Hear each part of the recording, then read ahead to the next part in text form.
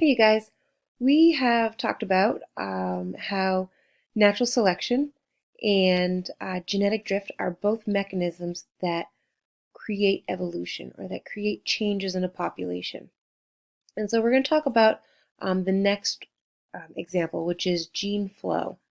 So, mechanisms that create evolution or changes in a population, natural selection, um, genetic drift, and now gene flow. And to discuss gene flow, I wanted to use the example of the Florida panther. The Florida panther has, if this is our original population of the Florida panther, you can see that it was a genetically diverse population. However, the numbers dwindled because of habitat destruction. So they went through a bottleneck event. Many of the Florida panthers died off. Um, Eliminating the different numbers of alleles in that population. And so they went through a bottleneck event. And so even if their numbers increased, the numbers of alleles will not increase. And so the population is genetically unstable. It was still very small, both in numbers and alleles.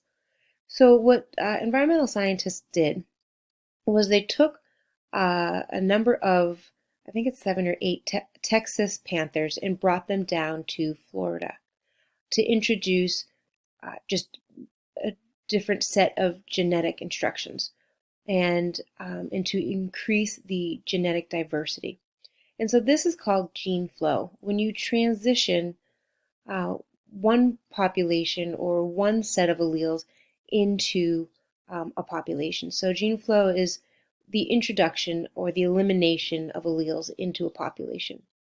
And so here what this did is it actually really helped the population. So the introduction of the Florida panther genes into of the Texas panther genes into the Florida panther allowed the population to grow and to become more stable.